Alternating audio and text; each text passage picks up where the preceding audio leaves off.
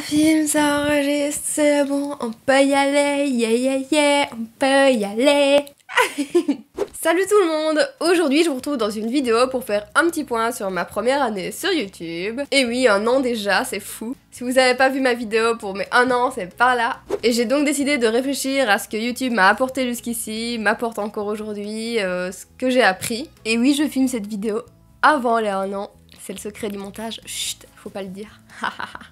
Donc ce que YouTube m'a apporté jusqu'ici, déjà il y a une certaine stabilité à faire quelque chose qui me passionne et que j'aime faire et qui dure sur le long terme. Donc voilà, je trouve que ça me donne une stabilité que j'aime beaucoup et qui m'apporte beaucoup dans la vie. Sinon évidemment j'ai appris les bases, donc j'ai appris à filmer, à me filmer, à faire du montage vidéo, à parler face à la caméra, à me rendre compte que plus j'exerce le fait de parler à la caméra, plus je suis à l'aise.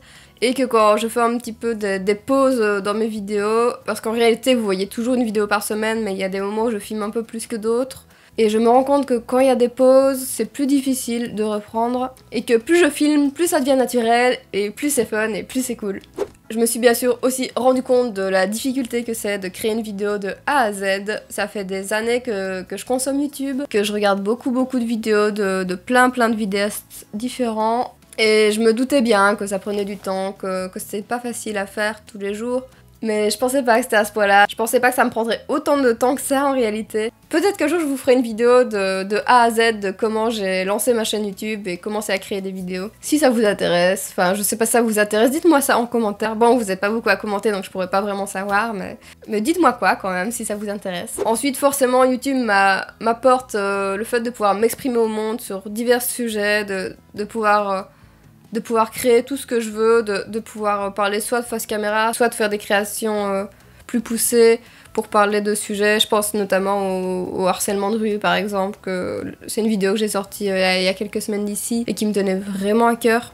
Donc voilà, YouTube permet de s'exprimer au monde et ça me permet de m'exprimer au monde d'une façon qui me convient en fait. Parce que oui, ok, je suis sortie du mutisme, mais c'est encore pas facile tous les jours. Et je suis toujours très introvertie, mine de rien.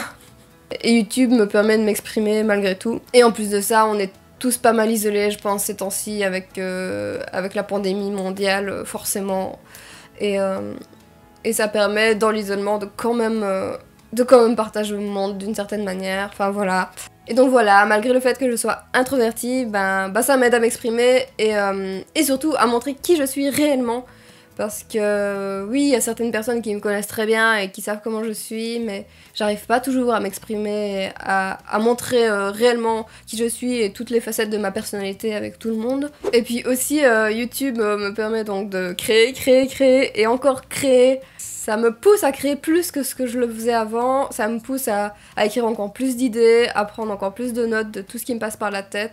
Parce que ça fait des années que j'ai des choses qui me passent par la tête et que j'écris pas forcément et que je perds mes idées et je trouve ça vraiment dommage. Et depuis que j'ai lancé ma chaîne, forcément j'écris mes idées, quitte à ne pas les utiliser, mais au moins elles sont là et je peux repiocher dedans si un jour j'en ai besoin et si un jour je veux créer de nouvelles choses. Je trouve ça super cool. Et du coup, ouais, je crée beaucoup plus qu'avant. Enfin voilà. Je vous conseille d'ailleurs à tous et à toutes, si vous avez envie de créer des choses, de le faire, faites-le, lancez-vous, on s'en fout en fait. Si c'est réussi, si c'est raté, lancez-vous et vous verrez bien ce que ça donne. Et ce sera pas parfait dès la première fois, ce sera peut-être même jamais parfait parce que la perfection n'existe pas. Mais voilà, il suffit juste de sauter le pas et au final on s'éclate et on fait vraiment des choses qu'on aime et qui nous tiennent à cœur et ça c'est cool bordel. Donc si vous avez envie de créer, que ce soit des vidéos pour vous exprimer comme moi je le fais ou d'autres choses, peu importe, il y a plein de moyens d'expression, plein de moyens de créer. Lancez-vous.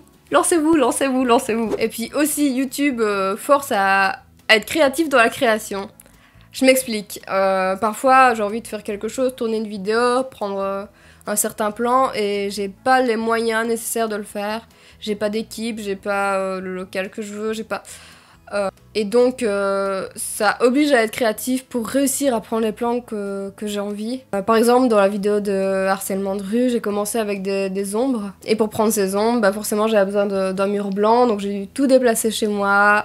J'ai dû virer le canapé et tout, et j'ai dû poser mon trépied, une lumière, mettre des cartons pour pouvoir me surélever. Enfin, c'était vraiment n'importe quoi. pour réussir à avoir la prise de vue que j'avais dans un endroit très réduit et avec très peu de moyens. Enfin voilà, ça force à chercher des choses et à contourner les problèmes pour réussir à avoir un résultat plus ou moins tel qu'on l'imaginait. Ça force aussi à accepter qu'on ne peut pas avoir toujours le résultat qu'on veut, parce que c'est très compliqué de créer toutes des vidéos de A à Z seul, sans équipe, et d'avoir un bon résultat. Je pense que tous les vidéastes qui sont seuls comme moi s'en rendent compte. mais voilà, il faut accepter que c'est moins bien que ce qu'on imagine, parce qu'on peut pas tout faire, parce que en réalité on se lance dans plusieurs métiers à la fois et c'est super chaud. C'est super fun, mais c'est super chaud. Donc voilà, ça oblige à accepter que ce soit pas parfait et de quand même créer, et de quand même se lancer, et de quand même partager ce qu'on a créé. Et arrêter d'être trop dur avec soi-même, surtout. Et du coup, ça donne aussi cette énorme satisfaction d'avoir créé des vidéos de A à Z, de l'écriture au tournage, au montage, à la diffusion sur les réseaux, sur YouTube, à écrire la description, etc., à faire la miniature, bref, de tout faire de A à Z. C'est une énorme satisfaction de se dire qu'on fait ça seul. En tout cas, c'est une énorme satisfaction pour moi, et ça, c'est que du bonheur.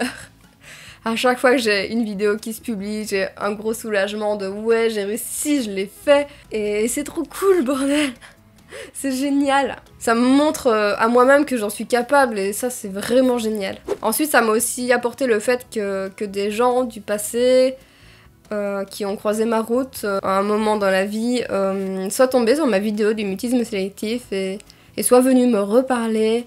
Et me dire qu'ils étaient contents pour moi et qu'ils étaient fiers de mon évolution parce qu'ils m'ont connue quand j'étais mutique.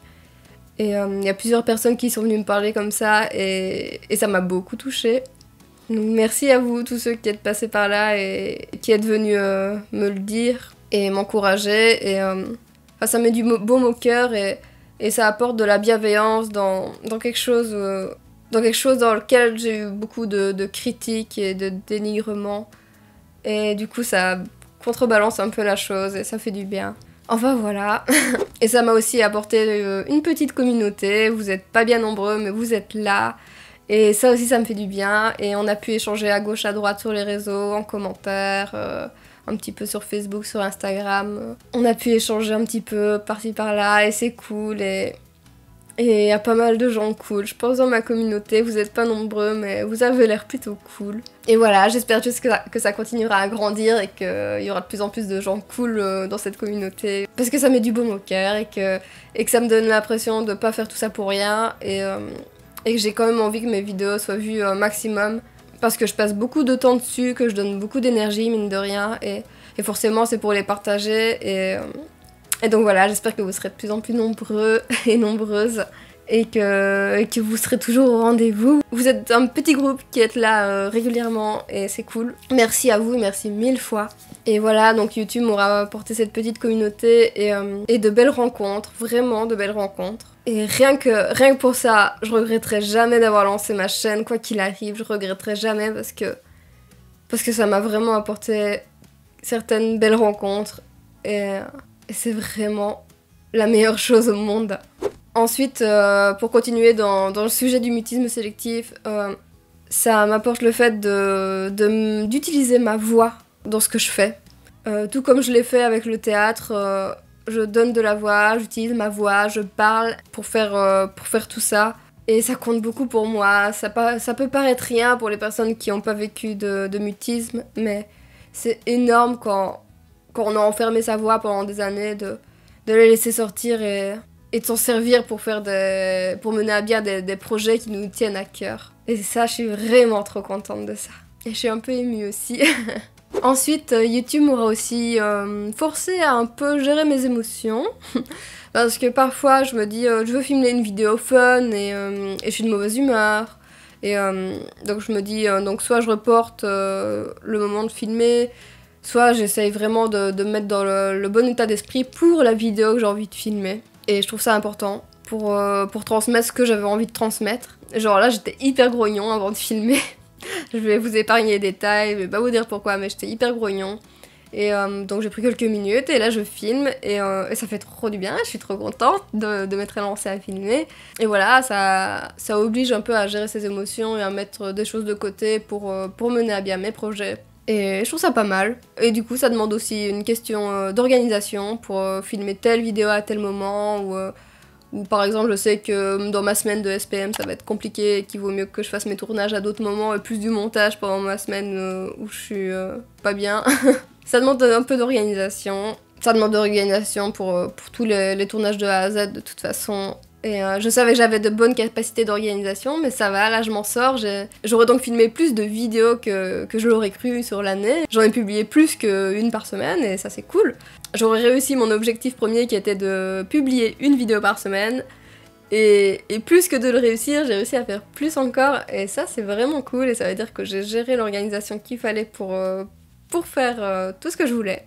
Après, forcément, il y a quelques petits couacs dans mon organisation, dans le sens où certaines vidéos que j'aurais voulu publier plus tôt, je me retrouve à les publier plus tard parce que j'ai été prise de court sur d'autres choses de la vie ou d'autres vidéos qui d'un coup j'avais envie de les sortir tout de suite et ça en repousse d'autres. Et ça, c'est un petit peu plus compliqué à ce niveau-là. Mais bref, je vais essayer de faire mieux à l'avenir. Pour pas trop repousser les vidéos qui sont importantes pour moi. Enfin bref, voilà. Ça demande beaucoup d'organisation et je m'en suis sortie pas trop mal, donc je suis contente. Et pour terminer sur une note un peu plus futile, ce que j'ai appris sur moi aussi en faisant des vidéos, c'est que je dis très souvent entre mes phrases quand je réfléchis et que j'ai dû couper énormément de... Et dans mes montages, j'ai aussi appris sur moi que quand je stresse, je me mets à faire des trucs bizarres, des bruits bizarres avec ma bouche, avec des tronches bizarres, des blabla, des poup. C'est trop bizarre, mais bon, c'est pas grave. Ça m'arrive souvent au moment où je lance la vidéo et où je dois commencer à filmer. Après, une fois que je suis dans le truc, ça va, ça roule tout seul. Et j'aurais aussi appris que je dis très souvent à peu près à la place de à peu près, et ça m'agace, et je m'en rends compte, et j'ai envie de me foutre des claques à chaque fois, mais j'essaye de corriger ça. Et forcément, il y a eu des fautes de langage par-ci par-là, et je m'en rends compte au montage, et c'est très agaçant, mais on peut pas revenir en arrière, une fois que c'est filmé, c'est filmé. Et on en fait tous et toutes. On s'en rend pas compte dans le langage de tous les jours, quand on parle entre nous, mais là, quand je vois dans le montage et que c'est figé et que je vais devoir publier le truc comme ça, c'est très agaçant. Mais voilà, j'aurais appris quelques petits trucs sur moi au passage. Et donc ce sera tout pour cette vidéo. Je pense que j'ai fait plus ou moins le tour de ce que ça m'a apporté, que ça m'a appris, etc. Je le redis encore une fois, si vous avez envie de créer des choses, allez-y, n'en faites pas toute une montagne, commencez par des petites choses, une petite chose, comme moi j'ai fait une vidéo, plus une vidéo, plus une vidéo, et je me retrouve un an plus tard, toujours là, et je suis trop contente. Et il faut pas en faire toute une montagne en fait, quand on a un projet à lancer, il faut y aller petit à petit, étape par étape.